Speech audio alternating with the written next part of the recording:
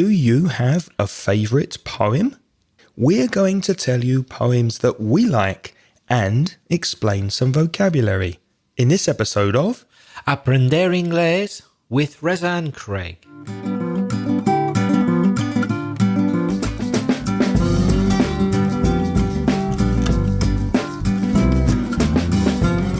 Hello, and if you are a new listener, welcome to the podcast. And if you're not a new listener, welcome back. My name's Craig. And my name's Reza. And together with over 45 years of teaching between us, we're going to help you grow your grammar, vocalize your vocabulary, and perfect your pronunciation. Oh, that's poetry, that. It's alliteration, and we'll speak about that a bit later in the podcast. First, we have a comment that appeared on our blog at inglespodcast.com from Gabby from Peru. Gabby says, "Hello there, Reza and Craig. I've been kind of snowed under at the university where I work." I really like that expression, snowed under, Gabby.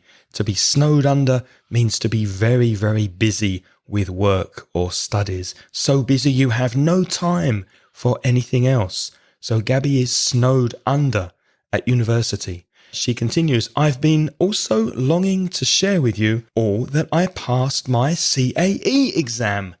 Congratulations, Gabby. It's still a long way to go, though, she says. "Here is just a piece of my weekly whine, which is cleaning my cat's poo. By the way, I've got 5 of them."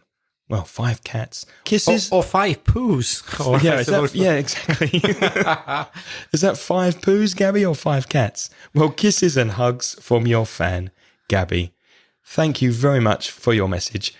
Just one thing, you did say weekly wind-up on the blog. What's the difference between wind-up and whine?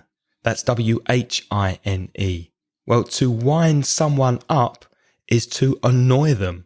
If I wind Reza up, maybe I make some comments that annoy him or make him a little angry. So if you don't want someone to annoy you, you can say, "Don't wind me up," or "Don't disturb me, don't bother me." To wind up, if you remember the days where clocks or watches, you used to wind them up before they had batteries inside. You used to take something and go, and it used to wind up. You used to wind up toys as well. So if you wind up a person, then you stress them by saying something that's annoying or a little disturbing. So better to say whine, which is quejar, una queja. We have some more feedback, this time from Jerez in Spain. Jerez, where they make sherry. That's what we call it in English. Jerez. And it's from Leo. Hi, this is Miguel from Jerez, and I love your show. It's great. I really enjoy it. About chatting with friends, I lived in Scotland when I was a teenager, and I learned expression that are popular for chatting with friends and all that. I will try to reproduce it here. It would be something like, "Hiya, how's it going? Not bad, yourself. Keep going." So I think it's really funny. And thanks a lot. Cheers. Thank you for your message, Leo. That was episode 196, in which we spoke about chatting with friends. So to listen to that, go to inglespodcast.com/196. Yeah, that's a very common way of asking about somebody's health, or como vas, isn't it, Reza? How's it going? Yeah, how's it going? We say that a lot in Belfast as well. How's it going? That's the way we pronounce it. And not bad is a typical way to answer. You could also use that with how you doing or how are you? Not bad. Yourself, and yourself is and you. So you're returning the question to the other person. Yeah, that's very common. How's it going, Reza? Not bad. Yourself? Yeah, pretty good. Can't complain. So we have been saying for a while now, for quite some time, that we'd like to speak about poetry in one of the podcasts. So that's this episode, poetry. Before we read a couple of our favourite poems to you and explain some vocabulary, let's look at some words that are often used when speaking about poetry, what they call poetical devices, some ways that words are used and sounds are used in poetry. So, Reza, what's our first poetic device? Well, I'm sure all of the listeners have heard about metaphor. Is it the same in Spanish? Yeah. In Spanish, is it metáforo or metáfora? There's a typical geary problem. We never remember if things are masculine or feminine. Metáforo or metáfora? I can't remember, but it's one of the two. Metaphor, as you know, everybody, when something represents or symbolizes something else. For example, imagine this sentence. The computers at school are old dinosaurs. Well, obviously computers are not the dinosaurs, but they're so old and they're so useless these days that they seem similar to dinosaurs. That's a metaphor. Or people say, time is money. Well, obviously time isn't money. It isn't scientifically money, is it? But if I say time is money, that is the use of metaphor.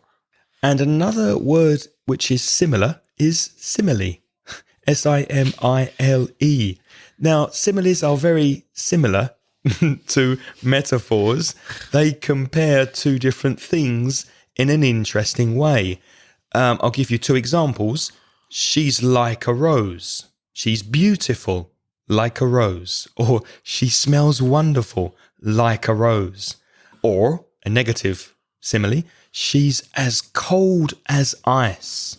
She doesn't speak to anybody. She's as cold as ice. And the main difference between similes and metaphors is that you need to use the word like a rose, or use as twice, as cold as something, as hot as something, as ugly as something. You need those two ases, both sides of the adjective. So that's the main difference between a simile and a metaphor. She's like a rose, she's as cold as ice. I think one very typical use of similes in everyday life, not just in poetry, is to talk about the similarities of people and animals. Yes. It's very common to say, he's as blind as a bat because bats are blind. Mm-hmm. Or you smell like a skunk because skunks are those smelly animals. It's very common to use animal characteristics with people and a simile, isn't it? Yeah. Or she swims like a fish. Or you're disgusting. You eat like a pig. All those type of things. Very common in everyday language, isn't it? Yeah, absolutely. So then what's the difference between similes and metaphors and analogies? Because analogies are often used in poetry as well. Yeah, I guess an analogy is when the idea of the thing being compared to another thing that it's quite different from. So metaphors and similes are tools used to draw an analogy. That's a nice collocation, isn't it? To draw an analogy, in other words, to look at similarities. To make an analogy, yeah. To draw or to make, you're right. But an analogy is usually, we think of something which is more extensive and more elaborate than either a simile or a metaphor. So a simile can be very short, like she's as cold as ice, or a metaphor, time is money. But an analogy is something a bit longer, a bit more detailed, something like this. The structure of an atom is like a solar system. The nucleus is the sun, and the electrons are planets revolving around their sun. So that's an analogy because I go into a little bit of detail explaining my comparison. And the example is a little bit complicated, a little bit involved. Another example would be, life is like a race, isn't it? Life is like a race. The one or the person who keeps on running wins the race, and the one who stops to catch a breath loses. So that's an example of an analogy, comparing life to a race and explaining why. And of course, sometimes people write poems and the entire poem is basically an analogy. Mm-hmm. It's a long, extended piece of writing about one thing, but really they're talking about something else. You could say that the whole poem is an analogy, using metaphorical language. Another common thing, Craig, is rhyme. Can you spell rhyme? Yes, Rhyme. Rhyme. The pronunciation rhymes with time. So rhyme is when the words sound similar. But be careful, because in English, the words might sound similar, but they might not look similar. So I just said that rhyme sounds like time, but rhyme is rhyme and time is time. Another example, queen and mean. Queen is queen and mean mean.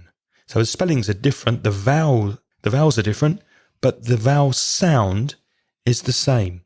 Another example, though and go. though and go. Different spelling, same sound. Scare and fair is another one. scare, scare. fair, fair. So rhyme is commonly used in poetry for effect. A simple example, roses are red, violets are blue. It must be said that I love you.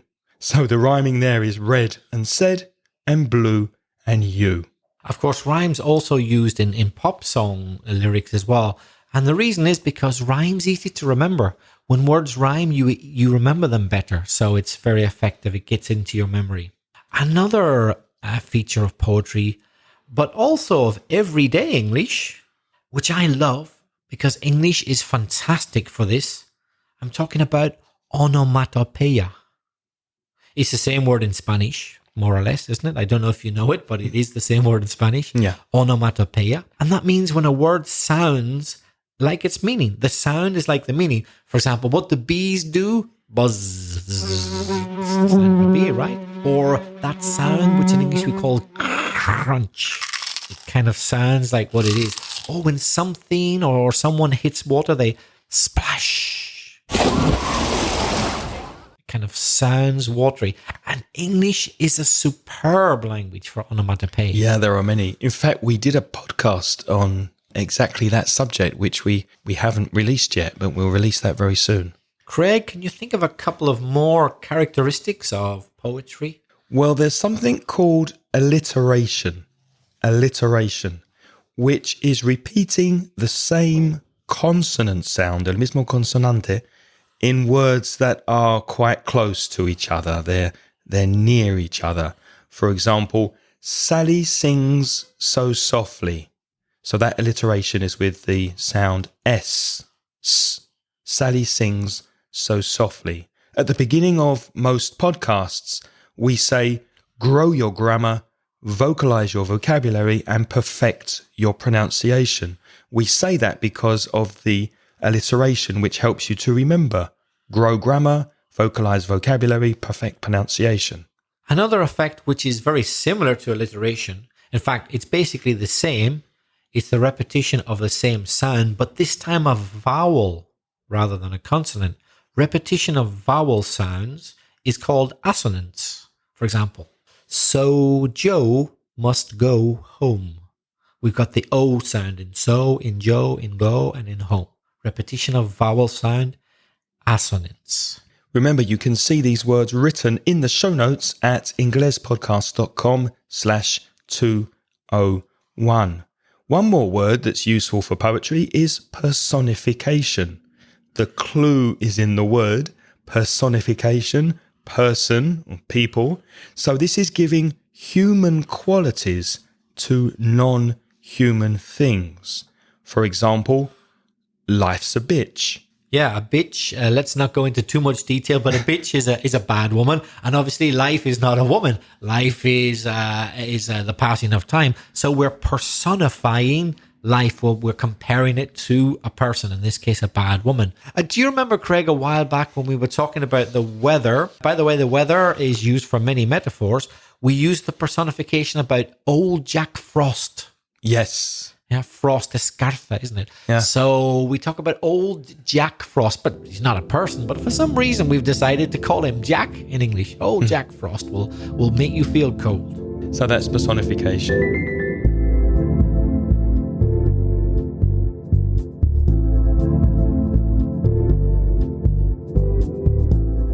Okay, so let's move on to reading you a couple of poems that we quite like. Okay, so I've chosen a poem by W.H. Auden. It's called Funeral Blues. You may have heard it because it appears in quite a famous British film. So I'll tell you the film after I've read the poem. Maybe you can guess. Before you hear it, though, there are some difficult words, some difficult vocabulary in the poem. So let me just try and explain those words to you. In the poem, you hear the expression a muffled drum. Well, a drum is a musical instrument that's sometimes played at funerals. And if the sound of the drum is not very clear, it's very maybe far away, or it's very or maybe covered by something, we can say that it's muffled, to muffle. You can muffle a sound, for example, if you put something over the top of a microphone. Let me just do it. So I've put something over the top of the microphone, and now I think the sound will be muffled. It might be difficult for you to hear. So that's muffled drum. Another word, when somebody dies, they are put in a special box if they're buried in the ground. So the box that dead people are put in is called a coffin. COFFIN. A coffin. So it's a box for dead people. And when people die, everybody's usually sad. So when you miss the person and you're very sad because the person's died, the verb is to mourn. MOURN. Lamentar la muerte de alguien. So the person who mourns is a mourner. A mourner. And what they're doing is mourning. That's right. Not la mañana, but lamentar. Mourning with MOUR. Yeah. What does to moan mean? MOAN. It's to make a sound. In Spanish, maybe gemir, but it can also mean to complain. If you're moaning about something, you're complaining, quejarse. So it can be complain or the sound to kind of go. Ugh. Yeah, if someone dies, it probably will be some sort of sad sound that comes from the throat because you miss the person. Of course, people moan on other occasions, and if you want to know another occasion that people moan, listen to the episode we recorded with Bea about sex. It's not only for bad things that people moan. That's right. You can moan when you're having sex, but that's a pleasurable moan. That's not a sad moan, hopefully. Well, people, women always moan when I have sex, but they mean they're quejarse. And in that sense, it is quejarse. They say, "Oh, was that it?" That's that joke that someone says, "Does your wife ever moan when you have sex?" And the guy says, "Yes." She says, "Why don't you paint this ceiling?" To write quickly is to scribble. To scribble a telephone number on paper. Garabatear in Spanish. And more words from the poem. Lazo de tela in English. Crepe bows. So bows and made of crepe. CREPE. Crepe bows. Also, a very small forest is called a wood. In Spanish, you'd say bosque for forest or wood, but we make a difference in English. Wood, WOOD, is a small forest. Of course, it's also the material that comes from the trees, right? Correct. Wood madera as well. And the same pronunciation as WOULD, would you like? So it's exactly the same pronunciation, wood. And finally, to sweep up. To sweep is barrer, to sweep the floor, for example, if the floor is dirty. And with up, this phrasal verb with up gives the idea of completion. So you've completely cleaned the area if you have swept up something, to sweep up. So let me read the poem. It's called Funeral Blues, and it's when W.H. Auden lost someone that he loved very much. Stop all the clocks. Cut off the telephone. Prevent the dog from barking with a juicy bone. Silence the pianos, and with muffled drum, bring out the coffin. Let the mourners come. Let aeroplanes circle, moaning overhead, scribbling on the sky the message, he is dead. Put crepe bows round the white necks of the public doves. Let the traffic policeman wear black cotton gloves. He was my north, my south, my east and west, my working week and my Sunday rest, my noon, my midnight, my talk, my song. I thought that love would last forever. I was wrong. The stars are not wanted now. Put out every one. Pack up the moon and dismantle the sun. Pour away the ocean and sweep up the wood. For nothing now can ever come to any good. It's a very sad poem, and it was said at a funeral. Do you know in which film? Did you know that, Reza? I did, yeah. You'd heard it. I did know. I know the scene from the film very well. It's from a film called Four Weddings and a Funeral. Quattro bodas y un funeral. And if you want to see this read a lot better than the way I read it, I'll leave a link to the YouTube video in the show notes at inglespodcast.com/201.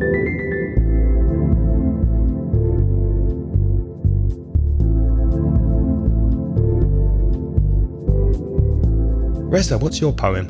Well, I've chosen a poem by a poet from my neck of the wood, Bosque. Remember, your neck of the wood is where you come from.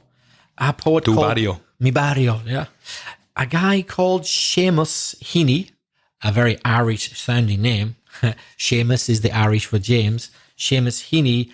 And I like it because, well, one of the reasons I chose this is because I can recite this poem in my Northern Irish accent, and it sounds perfect because it was written by someone with a Northern Irish accent. So I don't have to worry about how I pronounce it. Do you know if he was from Belfast? No, he wasn't from Belfast. He was from a little village in Northern Ireland, but not Belfast, which will probably become evident when I read this poem because it reflects the country life that he would have seen as a boy in rural Ireland. But I'll do the same as Craig. Before I read the poem, it's not a long poem, but there's some tricky vocabulary I'd better explain. The poem's called Digging by Seamus Heaney. To dig is cavar or excavar. Let me tell you about some of the vocabulary. You're going to hear these words. Squat.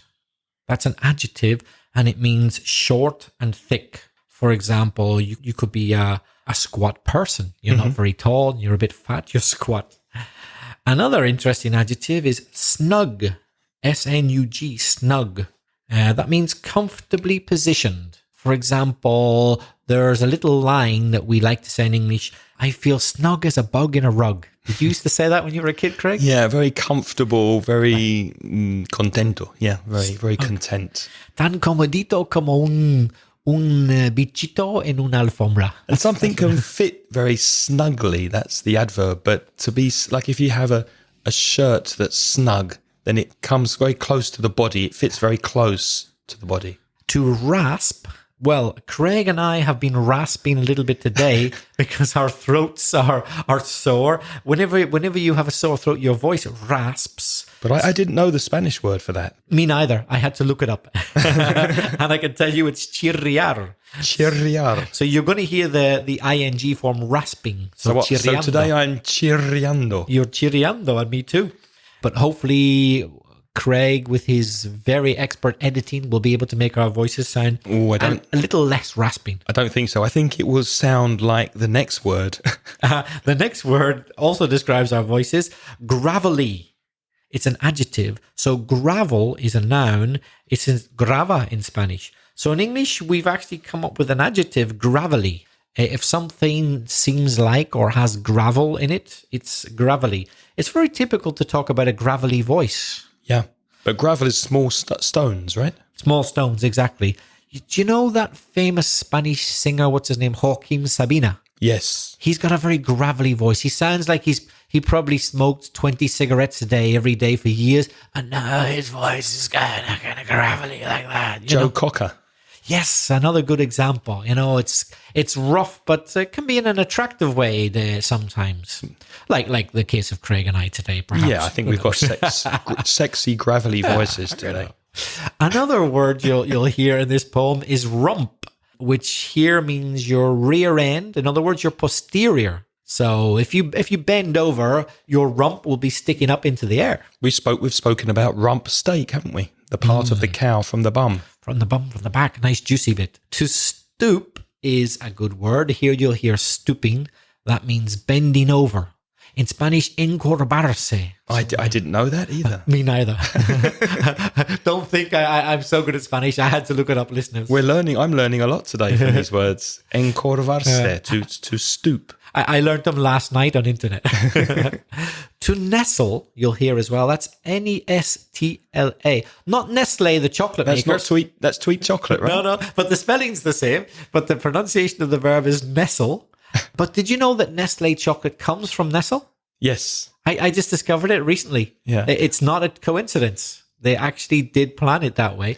Nestlé is the French version of nestle, and it means to be in a comfortable position. This is what dogs often do. If you're sitting on the sofa, the dog jumps up and the dog nestles into your body, don't they? They nestle under your arm to get comfortable. And birds, they nestle into their nest. That's the word nestle. Nestle in the nest. Yep. Okay. Lug is a great word. I love that because it's a very, very Irish word. We use the word lug in Ireland not only to mean part of a spade. Spade is pala, una pala, where you put your foot is on the lug of the spade, the pala. But also in Ireland, a lug is like a ruffian. If I say to you in Ireland, he's a bit of a lug, it's like he's a ruffian. He's a kind of rough, slightly aggressive person. It has a double meaning. Spade is not very common in British English. We would tend to say shovel. Ah, right. And Okay. not spade in the south of England anyway. Aha. Shovel is a synonym for spade. Mm-hmm. Okay. Do you call a spade or a shovel? Well, I call a spade a spade. Okay. We better explain that. To call a spade is to say what something is. You don't disguise what you mean. You don't beat about the bush, which means to not say the truth and be indirect. No, to call a spade is to say exactly what you're thinking and to be frank and be honest with someone.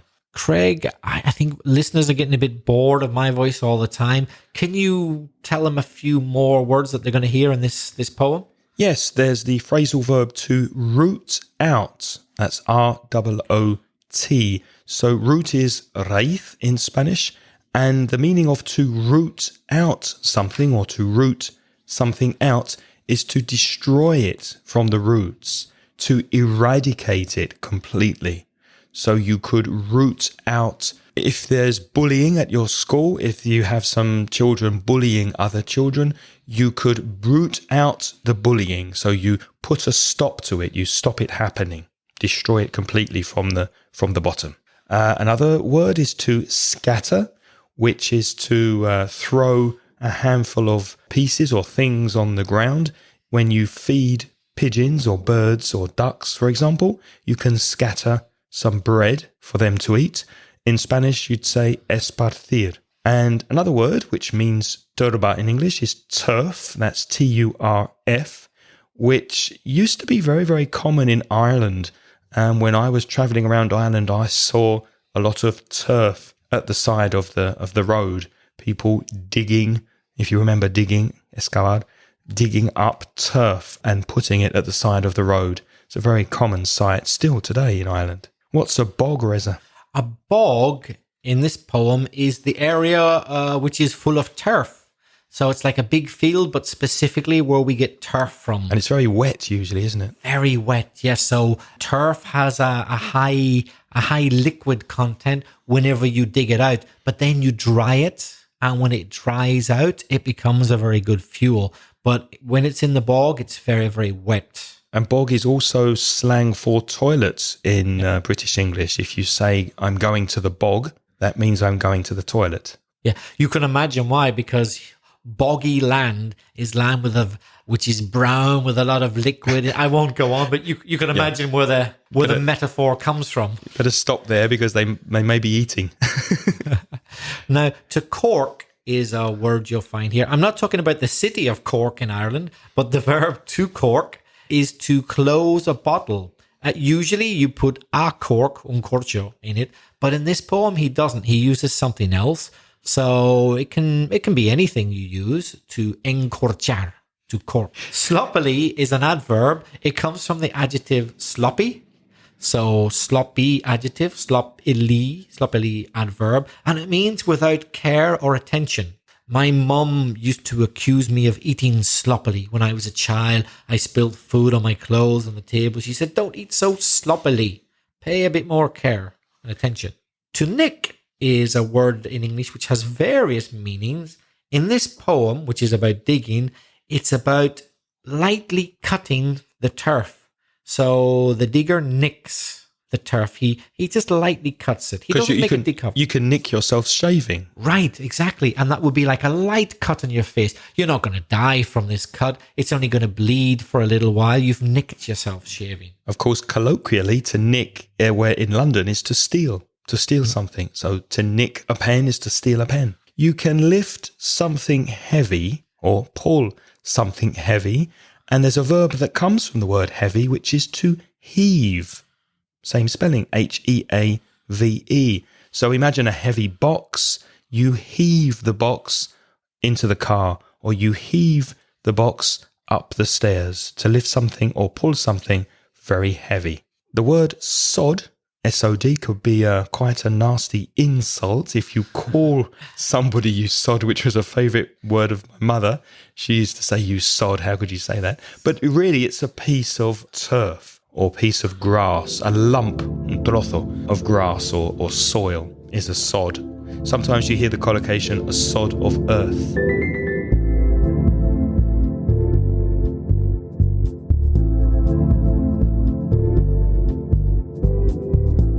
Another word you're going to hear is mold. That's M-O-U-L-D. So mold is a type of fungus, mole. Earlier we were talking about onomatopoeia, and you're going to hear a couple of onomatopoeic words here. One you're going to hear is squelch.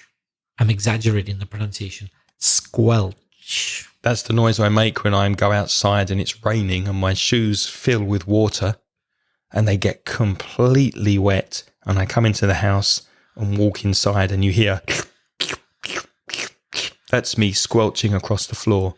Yeah, that sound of a solid and liquid mixture. When something solid gets more liquid in it than it normally has, it squelches. Is the translation in Spanish onomatopoeic as well?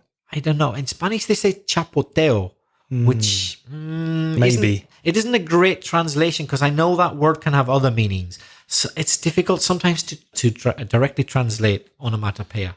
Slap, you could say, is maybe onomatopoeic as well. Bofetada. It's a sound. So if you slap someone's face like that, slap. Have you ever been slapped? Oh, many times by my mum when I was a child. Yeah. Nothing too hard. I've been slapped on the bottom a few times. Yes. Another word you're going to hear in this poem, nearly finished, honestly, then I'll read it, is the adjective soggy. Soggy. S-O-G-G-Y. It's when a solid has a lot of liquid in it. So when something squelches, like Craig's shoes when he walks in the rain, it could be because his shoes have become soggy. They have a lot of liquid in them. They're pastoso o lleno de agua. And you probably, well, I hope listening to us over the years, you've experimented putting your biscuits in your tea, which is a wonderful thing to do. I agree. If you have a cup of tea and you get a good biscuit and you put your biscuit in your tea, it goes soggy. So the biscuit goes soggy. Pastoso. One last word I'd better explain is curt, which I guess is onomatopoeic as well. If someone or something is curt, they're cutting, abrupt. In Spanish, cortante. And the word kind of sounds cutty, doesn't it? Curt. Okay, I'll read the poem then. Digging. Between my finger and my thumb, the squat pen rests, snug as a gun. Under my window, a clean rasping sound. When the spade sinks into gravelly ground, my father digging, I look down, till his straining rump among the flower beds bends low, comes up 20 years away, stooping in rhythm through potato drills, where he was digging. The coarse boot nestled on the lug, the shaft against the inside knee was levered firmly. He rooted out tall tops, buried the bright edge deep. to scatter new potatoes that we picked, loving their cool hardness in our hands. By God, the old man could handle a spade, just like his old man. My grandfather cut more turf in a day than any other man on Toner's bog. Once I carried him milk in a bottle, corked sloppily with paper. He straightened up to drink it, then fell to right away, nicking and slicing neatly, heaving sods over his shoulder, going down and down for the good turf, digging. The cold smell of potato mould, the squelch and slap of soggy peat, the curt cuts of an edge, through living roots awaken in my head. But I've no spade to follow men like them. Between my finger and my thumb, the squat pen rests. I'll dig with it. I really like that. There's lots of imagery in that poem. You could smell, you're almost there. You're there digging, watching him digging, with smelling the peat and smelling the grass. Yeah, because I love the description he goes into of the actual cutting of the turf. It really brings it alive, doesn't it? Yeah. So that was 2 poems there. We had W.H. Auden, Funeral Blues, and Digging by Seamus Heaney. And you can see those poems, of course, in our show notes at inglespodcast.com/201. And remember, poems are a wonderful way to increase your vocabulary, and also notice the way that words rhyme, the way collocation works when nouns and verbs and adjectives go together. So I think it's a good idea that that you study a little poetry, check some vocabulary, practice reading them. And of course, these days you can also listen to them very often on YouTube and other websites. Why don't you take a bit of time, listeners, and read the poems again? Read them out loud to yourself. It'll be good for your pronunciation. And check for those poetical devices we were talking about. In both of those poems, you'll find plenty of metaphors and similes. In fact, you could say that the whole of the poem Digging's an analogy in a way. And you can find alliteration, assonance. It's all there. Have a look at those 2 poems and you'll see what we were talking about. And maybe, perhaps you have a favourite poem in English. Why not record yourself reading your favourite poem and send it to us, and we will include it in a future podcast. It's really good practice for your intonation and pronunciation to read a poem aloud, and we would love to hear it. So please do send us your poems. You can do that using SpeakPipe. That's speakpipe.com/Ingles podcast. There's a link to SpeakPipe on our webpage also. But do remember, you only have a maximum of 90 seconds.